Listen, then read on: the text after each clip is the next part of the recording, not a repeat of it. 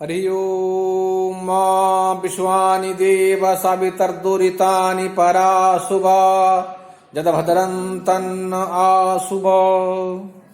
प्रियांशु छात्राः अद्य शास्त्री प्रथम वर्षस्य कक्षायां निरुक्त विषयमवलम्ब्य हिंदी भाषायां सौविध्याय व्याख्यानं क्रियते। भवन्तः सावधानमनसा श्रूयन्ताम्। तद्यानि एतानि चत्वारि पदजातानि नामाख्याते चोपसर्गनिपाताश्च तानि इमानि भवन्ति। अनुवाद ये है इसका कि ये जो लोक में चार पद समूह है, जिसका नाम है नाम, आख्यात, उपसर्ग, निपात, वे ही ये निघंटु के वैदिक पद भी होते हैं। तद्य यानी एतानि चत्वारि पद जातानि, जो यहाँ पर चार पद जात है, जिसका नाम, आख्यात, उपसर्ग, निपात रूप में यहाँ पर प्रकथन किया गया है, उन चार प्रकार के पदों में से नाम और आख्यात के लक्षण को ही यहाँ उपस्थापित किया जा रहा है। संयोग से यहाँ पर नाम और आख्यात का लक्षण का भाव भी बताया जा रहा है कि तानि इमानि भवन्ति तत्र एतत् नामाख्यातयोर लक्षणं प्रदिशन्ति। तत्र तन्नाम आख्यातयोः, नाम और आख्यात का लक्षण यहाँ पर कहने जा रहे हैं, जिसमें भाव को क्रिया कहते हैं और नाम को पद यानी द्रव्य के नाम से जाना जाता है। तो यहाँ पर भाव प्रधान आख्यातम सत्व प्रधानानि नामानि तद यत्र उभे भाव प्रधाने भवतः तत्र उभे भाव प्रधाने भवतः। इस तरह से ये कहा गया कि जिसमें भाव यानी क्रिया की प्रधानता हो वह तो आख्यात पद से अभिहित होता है, और जिसमें सत्व यानी द्रव्य अथवा सिद्ध क्रिया की प्रधानता हो वह नाम पद से अभिहित होता है। जहां दोनों की प्रधानता हो, जहां दोनों यानी अर्थात नाम और आख्यात पद दोनों की प्रधानता हो, वहां भाव की ही प्रधानता होती है। उभे भाव प्रधाने भवतः, जहां दोनों की प्रधानता है वहां पर भाव की ही प्रधानता मानी जावे, ऐसा ये कहा गया।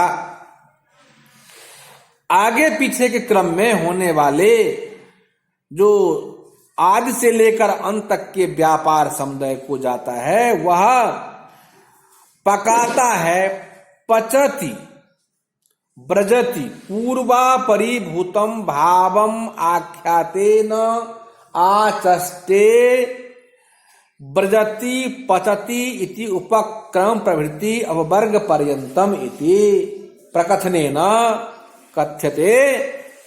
यद पकाता है आदि आख्यात पदों से यह कहा जाता है कि सत्वभूत अर्थात अंग भूत जो लिंग संख्या कारक योग्यत्व रूप द्रव्य के समान तथा मूर्त अर्थात पौर्वापर्य से रहित एक ही भूत भाव को ब्रजति, ब्रज्या, पक्त जैसे नाम पदों से द्रव्यवाचक शब्दों से अभिहित किया जाता है।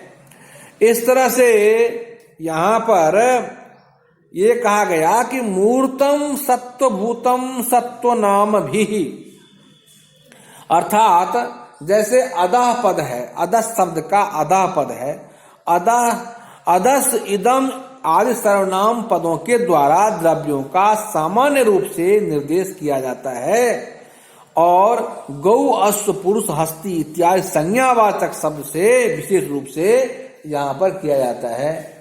तो इस तरह से यह देखा जाता है कि जैसे अस्तित्व के वाचक तिंगंध पदों के द्वारा भाव अर्थात क्रिया का सामान्य रूप से जैसे आस्ते, सेते, ब्रजति, तिष्ठति इत्यादि विशिष्ट क्रियावाचक तिङन्त पदों का यहाँ आधान किया जाता है। उसी प्रकार चत्वारि पद जातानि में 4 पदों को कहे जाने पर यहाँ पर लौकिक शब्द, नाम, आख्यात, उपसर्ग, निपात इन 4 वर्गों में विभक्त कर उसी प्रकार निघंटु में भी संग्रहित वैदिक शब्द भी इन 4 वर्गों में विभक्त किए जा सकते हैं। आख्यात शब्द का अर्थ क्रिया से है, तिङन्त से है, और नाम शब्द का अर्थ द्रव्य प्रातिपदिक शब्द से है। उपसर्ग का तात्पर्य प्रपरा अपसम अनु अव निस्निर दिशदुर बिआंग नि अधि अपि अति सु उद अभिप्रति परि उप एते प्रादय उससे है। और निपात जो ये शब्द है, निपात में च, बा, ह, अह इत्यादि निपात के नाम से होता है। दुर्गाचार्य वृत्ति में आख्यात आदि के लक्षण जो है उसमें ये कहा गया कि क्रियावाचकम आख्यातम उपसर्गो विशेषकृत असत्वाविधायकम नाम निपातः पाद पूर्णम।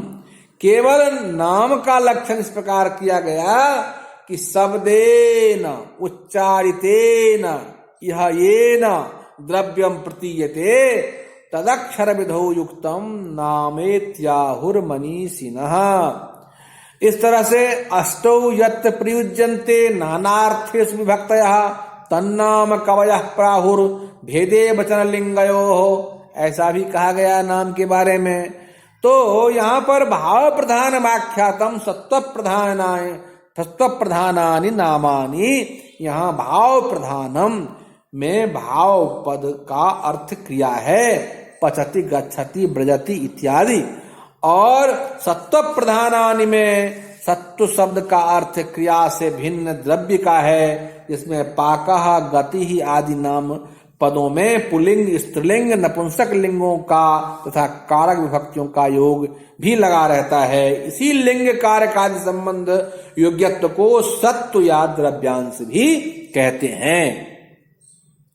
तो छात्रों ध्यान से सुनने योग्य बातें यह है कि 9 पदों में द्रव्यांश की प्रधानता रहती है, और यहाँ पर यह कहा गया कि तत्र यदि उभे तर्हि भाव प्रधाने भवता। तात्पर्य यह है कि जहां वाक्य में नाम और आख्या दोनों पद मिलते हैं वहां भाव की ही प्रधानता होती है, और नाम उद्देश्य और क्रिया विधेय होते हैं। इस तरह से बिना उद्देश्य और विधेय के कोई वाक्य बनता भी नहीं है। इस तरह से यहाँ पर ये परामृष्ट किया गया। अब ये कहते हैं कि पूर्वा परिभूतम इति, तात्पर्य है यहाँ पर कि पचति आदि क्रियाएं आपाततः एक क्रिया रूप प्रतीत होती है, परंतु वह वस्तुतः एक क्रिया रूप नहीं है, अपितु अनेक क्रियाओं का समुदाय का रूप है, ऐसा मानना चाहिए। क्योंकि यह देखने में एक क्रिया प्रतीत होती है, परंतु जिस क्रिया के भीतर जाने की तैयारी से लेकर उद्दिष्ट स्थान तक पहुंचने तक किए जाने वाले नाम जो व्यापार समाविष्ट होते हैं, उस आख्यात शब्द भाव अथवा व्यापार की साध्यावस्था को प्रकट भी तो करता है। बृहद देवताकार लिखते हैं कि आख्यात की विशेषता यह है कि क्रियासु बह्वीषु अभिसंसृतो यः पूर्वा परिभूत इवैक एवं क्रियाभिर निवृत्तिर्वशोपजाता आख्यात शब्देन तमर्थमाहु।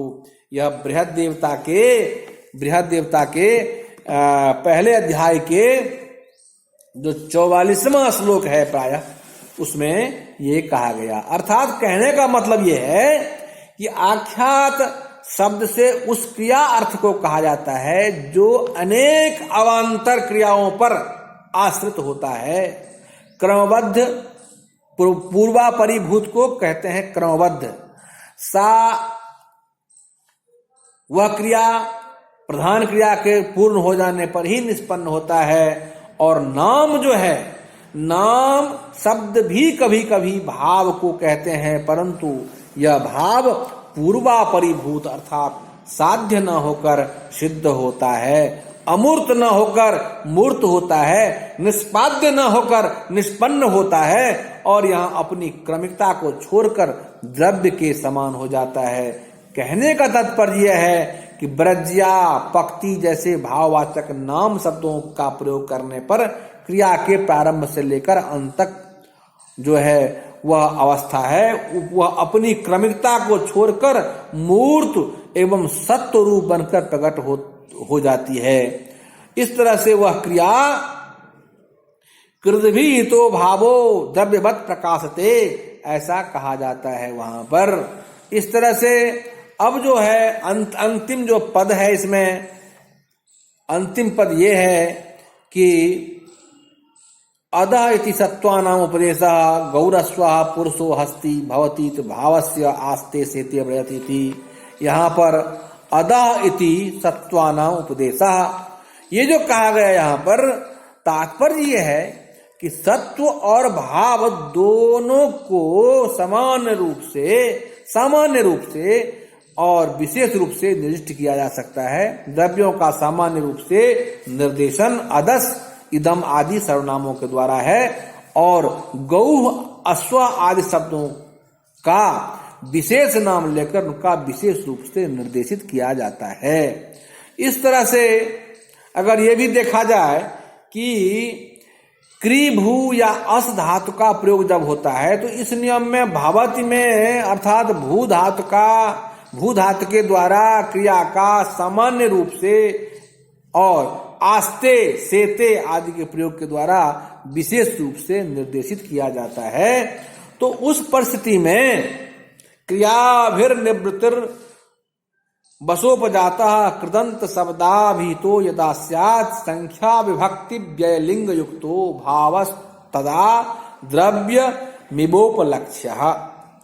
तात्पर्य कहने का यह है कि वही भाव या व्यापार जब कृदंत शब्दों द्वारा कहा जाता है तब संख्या और विभक्तियों के परिवर्तन तथा लिंग आदि से युक्त होकर द्रव्य पदों के समान प्रतीत होता है।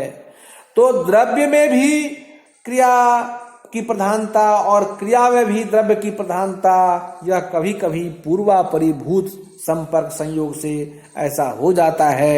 उपर्युक्त व्याख्यान से जो मैंने व्याख्यान किया है उस व्याख्यान से यह निष्कर्ष निकलता है कि पूर्वापरिभूत व्यापार कलाप को आख्यात पद के द्वारा कहा जाता है और एकीभूत व्यापार को कृदंत यानी नाम पदों के द्वारा कहा जाता है। यह इसका विशेष व्याख्यान है। अब कहते हैं कि इंद्रिय नित्यम वचन मौदुम्बरायनः तत्र चतुष्टयं नोपद्यते अयुगपत उत्पन्नानां वा शब्दानां इतरेतरोपदेशः शास्त्रकृतो योगश्च। भाव की व्याख्या करते करते किसी औदुम्बरायन आचार्य के मत को भी यहाँ पर उपस्थापित करते हैं। औदुम्बरायन आचार्य का मत है कि जिह्वा इंद्रिय में ही शब्द नित्य है, अर्थात शब्द अनित्य है क्योंकि वह इंद्रियों से निष्पन्न होता है।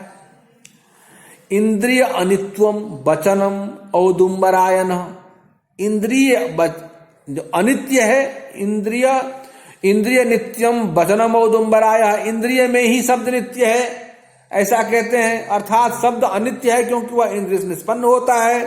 इस मत में पदों के नाम आख्यात उपसर्ग निपात ये चार ही भाग नहीं बन पाते हैं क्योंकि एक साथ उत्पन्न होने वाले शब्दों का परस्पर गौण प्रधान भाव से संबंध का तथा व्याकरण शास्त्र में प्रदर्शित प्रकृति प्रत्यय का आदि का संयोग भी असिद्ध हो जाता है। किंतु शब्द के व्याप्तिमान या नित्य होने के कारण तथा सरलतर होने के कारण लोक में पारस्परिक व्यवहार के लिए शब्द से ही वस्तु या व्यक्ति अभिव्यक्त हो जाता है। उनके अर्थ मनुष्यों के समान ही देवताओं के लिए भी है ऐसा माना गया है। अर्थात वे शब्द जैसे लौकिक भाषा में मनुष्यों के प्रति अर्थों को प्रकट करते हैं, उसी प्रकार वैदिक भाषा में देवताओं के वे प्रति भी प्रकट करते हैं। पुरुषों के ज्ञान के अनित्य होने के कारण कर्म का फल बतलाने वाले वे मंत्र वेद में ही है, वेद में है, ऐसा मानना चाहिए। यह तो सामान्य अर्थ है। अब मैं इंद्रिय नित्यम वचन मौदुम्बरायण का विशेष अर्थ प्रकट करने जा रहा हूं। आचार्य औदुम्बरायण का मत है कि शब्द अनित्य है। क्यों? क्योंकि यह इंद्रियों से निष्पन्न होता है। चूंकि सभी दार्शनिक इंद्रियों को अनित्य मानते हैं, इसलिए उन पर आश्रित शब्द भी अनित्य ही होंगे, ऐसा उन्होंने कहा। तो उसका पुनरुपादान करते हैं कि तत्र चतुष्टयम् नोपद्यते, तब तो उपर्युक्त चारों पद भेद भी व्यर्थ हो जाएंगे। अनित्य शब्दों का भेद करना व्यर्थ है, फिर कई शब्दों का मेल नहीं हो सकता, क्योंकि भिन्न भिन्न विषयों का भिन्न भिन्न शब्दों का भिन्न भिन्न समयों में उत्पन्न होना यह अनित्यता का द्योतक है। तो कहते हैं यहां पर कि शास्त्रकृतो योगश्च, प्रकृति और प्रत्यय भी अनित्य है, इसलिए इनका व्याकरण में लिखा हुआ संयोग भी नहीं होगा, किंतु शब्दों और अर्थों की पृथक सत्ता वक्ता और श्रोता दोनों के मन में रहती है।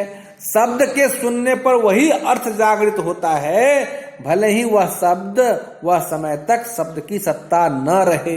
यही सिद्धांत स्फोट कहलाता है, जिसके अनुसार शब्द नित्य है। फिर कहते हैं कि व्याप्ति मत्वात्तु शब्दस्य, अर्थात शब्द व्यापक है अतएव नित्य है। शब्द व्यापक है अतएव नित्य है, अर्थात शब्द सत्ता ही वक्ता और श्रोता की बुद्धि अथवा हृदय में विद्यमान रहता है। ध्वनि के द्वारा केवल उसकी अभिव्यक्ति होती है, उत्पत्ति नहीं होती, अभिव्यक्ति होती है। शब्द की ध्वनि के द्वारा होने वाली यह अभिव्यक्ति ही अनित्य है, ऐसा मानना चाहिए। क्योंकि ध्वनि वाक इंद्रिय आदि के द्वारा उच्चारित होती है और तुरंत नष्ट हो जाती है, किंतु शब्द अभिव्यक्त अर्थात अनभिव्यक्ति, चाहे वह किसी भी रूप में हो, दोनों स्थितियों में वह नित्य है। पतंजलि भाष्य में यह कहा गया है, स्फोटस्तावान एव ध्वनिकृता वृद्धि। यह स्फोट विषय जब उपस्थापित था भाष्य में, तब वहां जाकर कहता है कि स्फोटस्तावान एवं ध्वनिकृता वृद्धि, अर्थात यह कह करके शब्द को नित्यत्व स्पष्ट किया है। शब्द के इस नित्य स्वरूप की दृष्टि से ही शब्द का दूसरा नाम स्फोट या शब्द ब्रह्मपरा, कात्यायन, पतंजलि तथा भर्तृहरि आदि ने केवल शब्द को ही नहीं अपितु शब्द अर्थ उसके संबंध तीनों को ही नित्य माना है। शब्द सिद्धार्थ संबंधे नित्य शब्द तस्य अर्थोपि नित्य, ऐसा कहा। इस रूप में शब्दों के नित्य होने के कारण शब्दों के पूर्व कथित 4 प्रकार का विभाजन उत्पन्न हो जाएगा। और फिर कहते हैं अनीयस्त्वाच्च लोके, कहने का तात्पर्य है कि भावों या विचारों को अधिक से अधिक सरल तथा सुस्पष्ट रूप में शब्दों के माध्यम से प्रकट किया जा सकता है। संकेत या शारीरिक चेष्टाओं द्वारा बहुत थोड़ी बातें प्रकट की जा सकती है तथा साथ ही उनमें बहुत कुछ अस्पष्टता, संदिग्धता बनी रहती है, लेकिन इसके बावजूद भी इन कारणों से शब्द प्रयोग की महती आवश्यकता सिद्ध होती है। इसलिए आचार्य दंडी ने लिखा है कि यदि शब्द नामक ज्योति संसार में दीप्त न हुई होती तो यह सारा संसार घोर अज्ञानांधकार से आच्छादित ही रहता। ईंधन तमः कृत्स्नम जायते भुवनत्रयम् यदि सबदा भयम ज्योतिरासंसारं न दीप्यते। ऐसा उन्होंने कहा। इस रूप में यह देखा जाना चाहिए कि मनुष्यवत देवता विधानम, मनुष्यों के समान देवताओं के लिए भी अर्थ का विधान होता है, प्रतीति होती है। तात्पर्य यह है, जिस प्रकार लौकिक भाषा में गौ आदि शब्दों का प्रयोग करने पर गाय, वाणी आदि अर्थों की प्रतीत होती है, उसी प्रकार वैदिक भाषा में भी गौ आदि के शब्दों के कहने पर गौ, पृथ्वी, किरण, वाणी इत्यादि का ज्ञान हो जाता है, ऐसा मानना चाहिए। तो इस तरह से पुरुष विद्या नित्यत्वात् अंतिम पद कह करके कहते हैं कि कर्मों की संपूर्णता या सफलता जिससे हो, ऐसा वेद मंत्र में संग्रहित है और मनुष्य का ज्ञान अनित्य होने के कारण वह मंत्र का स्थान नहीं ले सकता, तो ऐसा कहना ठीक नहीं है। तात्पर्य है कि लौकिक भाषा तथा वैदिक भाषा दोनों समान रूप से अर्थ को प्रकट करती है, किंतु लौकिक भाषा में निबद्ध वाक्य या पद्य पौरुषेय है, मनुष्य निर्मित है, अतएव अनित्य, अपूर्ण एवं सीमित होने के कारण मानवीय भाषा को भी दर्शाता है। किंतु जिसका ऋषियों द्वारा साक्षात्कार किया गया, साक्षात्कृत धर्मानो ऋषि बभूवुः, ऐसा कहा। इसलिए वेद मंत्र के द्वारा किए जाने पर यज्ञ आदि कार्य निश्चित रूप से सफल और उत्पादक होंगे।